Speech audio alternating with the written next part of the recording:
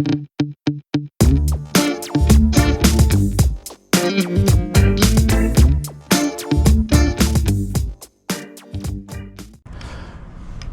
back to Site Tech Intermountain Sitevision training videos. In this video, I want to show you how the area option works and another part of a stockpile that would reverse stockpile, if you will. In the previous video, if you watched it, I did this pile to the side, which is obviously up. This is going to be a depression, but you can run a stockpile measurement in an upside down fashion, meaning it'll either give you a fill like this one. So that's a fill material of 26 yards, but no cut. This one we're going to run the exact same way, but it's going to show it down on the bottom right here. Plus, if you needed to know how big this area was, there's a couple options in here.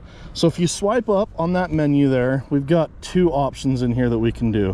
One is this one that kind of looks like a polygon line that has solid lines and then a dotted line. Let's do that first just to see what the area is up top here.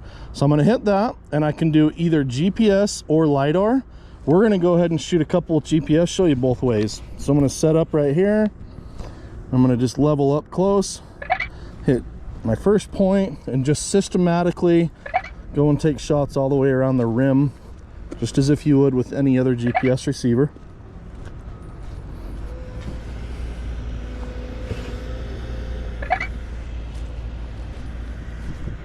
You can see off the left side that it's already giving me an area number. If I zoom back, you can see it's already still giving me an area with the length, total length, and surface area as we go.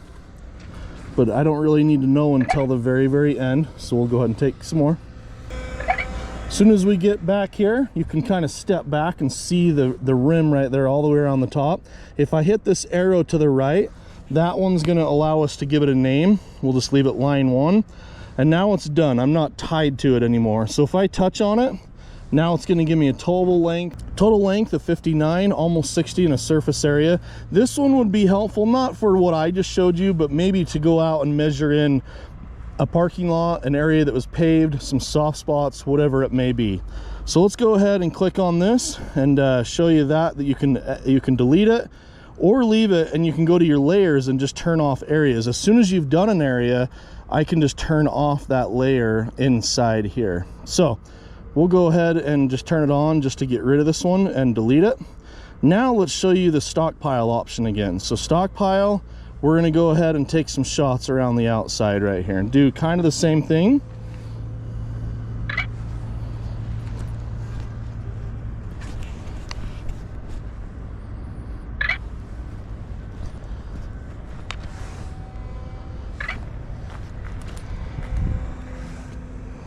I think one of the beauties of having this over a normal rover is the fact that you're just using your own device. I'm using the iPhone that I use every day for everyday work, and it's really light on this pole. I don't have to, the battery's not going to run out very fast.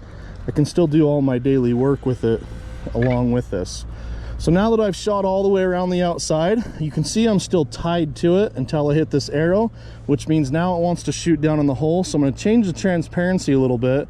And we're going to do most of this from the top using LiDAR, just to show you the option. Not everybody's going to have the LiDAR option, I understand.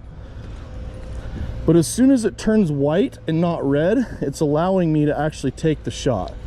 So I'm going to come around here and just start systematically taking the shots. Now, with that rise right there, that step, you got to make sure that you get the highs and the lows, just like you would any other time. Beauty of this also is you don't have to be down there to actually take every single shot in a perfect order or row that you normally would with it doing a line string.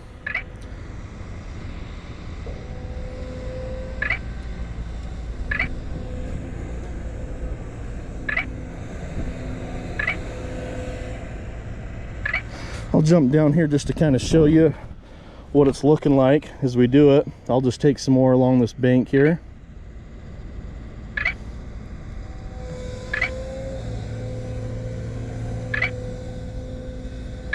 The more the merrier. I've got a step right there, so that's why I am shooting some points in on the top. So we'll shoot the top of that step, bottom of the step, And you just look for those triangulations to make sure that they, you know, line up along the toes of everything you have. That's why I keep saying in all my videos, the more shots, the better. If you want to actually get a good number out of this, take the time. Over here, it looks like the triangulation's a little weird. No problem. I'm going to just take a couple on the top and the bottom to fill those lines in. And there we go. So if I turn the transparency on a little bit, you'll see what it's looking like. It's kind of hard because when I turn it up really high, I've got the actual base that's up here that's purple, and then that's down there. So